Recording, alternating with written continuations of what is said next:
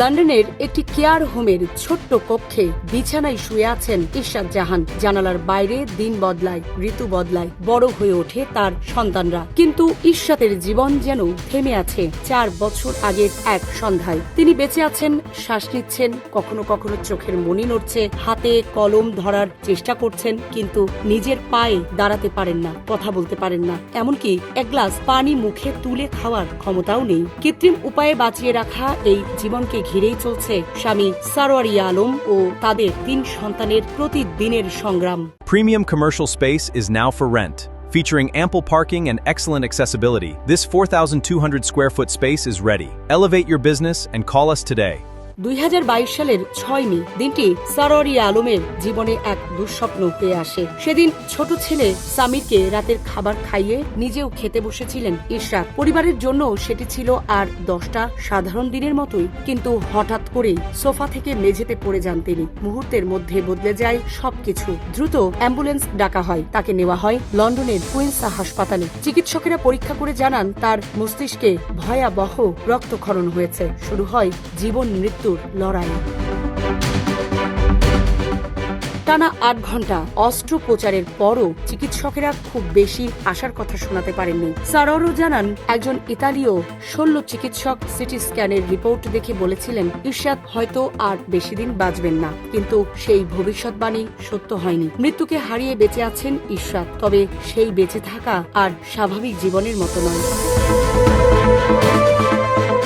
বর্তমানে লন্ডনের একটি কেয়ার হোমে দিন কাটছে তার। মুখে খাবার নিতে পারেন না, টিউবের মাধ্যমে তরল খাবার দেওয়া হয়। খাবারের স্বাদ বা গন্ধ অনুভব করার সুযোগ নেই। নিজের ইচ্ছায় শরীরের কোনো অংশ নড়াতে পারেন না, কথা বলতে পারেন না। কেয়ার হোমের পরিচর্যাকারী ও একটি হুইল চেয়ারই তার পৃথিবী।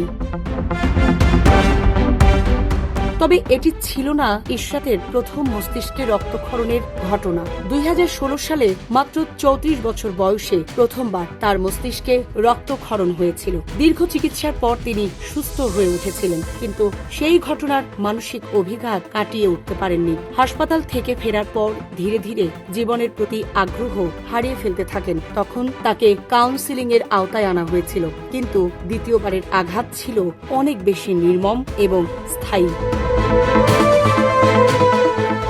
ইশরাতের অসুস্থতার পর সবচেয়ে বড় পরিবর্তন এসেছে তাদের সন্তানদের জীবনে। সারোয়ার আলম ও ইশরাতের 3 সন্তান সানিয়া, সাহির ও সামির। বড় মেয়ে সানিয়া এখন লন্ডনের সোয়াস বিশ্ববিদ্যালয়ে আইন বিষয়ে পড়াশোনা করছেন। মেঝো ছেলে সাহির 9ম শ্রেণীর শিক্ষার্থী, আর সবচেয়ে ছোট সামির 2য় শ্রেণীতে পড়ে। 4 বছর ধরে তারা মায়ের সান্নিধ্য ছাড়া বড় হচ্ছে।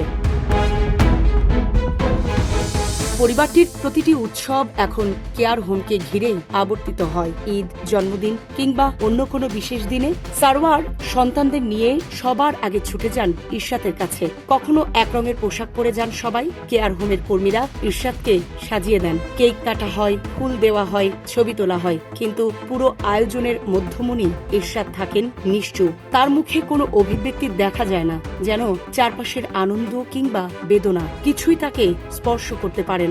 সারোয়ার বলেন, সন্তানরা যখন মাকে দেখে বাসায় ফিরে আসে তখন পুরো বাড়ি নিস্তব্ধ হয়ে যায়। কেউ কারোর সঙ্গে কথা বলে না, প্রত্যেকে নিজের ঘরে চলে যায়। তিনি সেই নীরবতার ভাষা বোঝেন, কিন্তু কিছুই করার থাকে না। এই দীর্ঘ সংগ্রামের মধ্যেও কিছু কিছু ঘটনা পরিবারটিকে নতুন করে আশা দেখিয়েছে। 2022 সালের জুন মাসে চিকিৎসকেরা পরীক্ষামূলকভাবে ইশরাতের ভেন্টিলেটর খুলে দেন। সবাই উদ্বিগ্ন ছিলেন তিনি নিজে নিজে শ্বাস নিতে পারবেন কিনা, কিন্তু 24 ঘন্টা তিনি ভেন্টিলেটর ছাড়াই শ্বাস নিতে সক্ষম হন। পরে ডান হাত সামান্য নাড়ানোর ঘটনাও পরিবারকে আশাবাদী করে তোলে। আরও একদিন চিকিৎসকেরা তার সামনে সন্তানদের ছবি ধরেন। সারোয়ারের দাবি, ছবিগুলো দেখার পর ইশরাতের চোখের মনিতে নড়াচড়া দেখা যায়, চোখের পাতা কিছুটা প্রসারিত হয়। উপস্থিত চিকিৎসকদের কাছেও এটি ছিল ইতিবাচক একটি সংকেত। জীবন অবাক না করলে কে করবে? 28% মিল্ক ফ্যাটের অবাক করার সাথে ফ্রেশ মিল্ক পাউডার। জীবন অবাক করুক প্রতিদিন। 4 বছর পর এখনো ধীরে ধীরে কিছু উন্নতি হচ্ছে। সম্প্রতি তিনি নিজের হাতে কাগজে লিখেছেন ঈদ মোবারক, সঙ্গে লিখেছেন 3 সন্তানের নামও। হাতের লেখা ছিল শিশুর মতো এলোমেলো, কিন্তু সারোয়ারের কাছে সেটি ছিল বিশাল এক অর্জন। এখন প্রশ্নের উত্তরে ভালো কিংবা খারাপ শব্দের পাশে টিক চিহ্ন দিয়ে নিজের অনুভূতি জানানোর চেষ্টা করেন ইরশাদ। সামরিনা প্রীতি, ঢাকা এক্সপ্রেস।